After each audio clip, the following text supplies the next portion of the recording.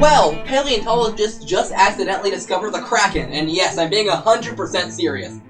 Kinda. This here is Nanaimoteuthis, a genus of early octopus from the Cretaceous of what's now Japan. This study initially started out looking at the beaks of these octopi for wear and tear to figure out what these cephalopods were eating. The reasoning behind this being that modern octopi that eat hard-shelled prey break down their beaks over time. The researchers looked at 15 beaks that we already had from this genus, and originally these beaks gave us a maximum size estimate of about 2 meters or 6'6", which is super big already. However, they also discovered new beaks during the study, 12 to be exact, and one of these beaks stood out from the rest because it was massive. Okay, so what do these jaws tell us? First of all, we now know that the genus Nanaimoteuthis only has 2 species, whereas we originally thought it had 5. The 2 species are known as N. gillespie and N. haggerti. We also now know that both of these species had gotten even bigger than we previously thought, which we can tell by allometrically comparing the size of the largest beaks of each species to those of modern finned octopi to figure out the size of the lobe. And then we use that to figure out the length of the whole animal with the tentacles. Through this method, we now know that N. gillespie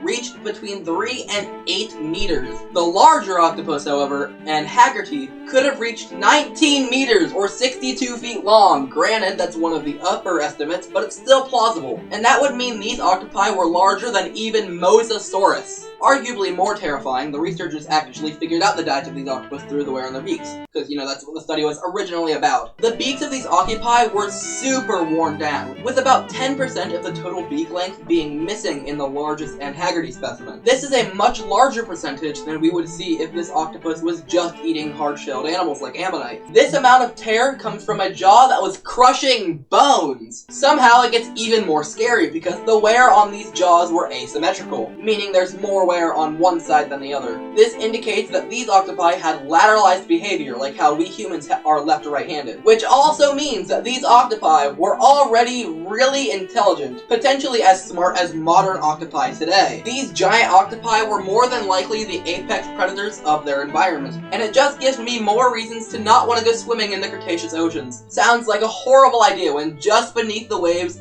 is a literal kraken with a bone-crushing bite. If you like paleontology, feel free to like and subscribe for more.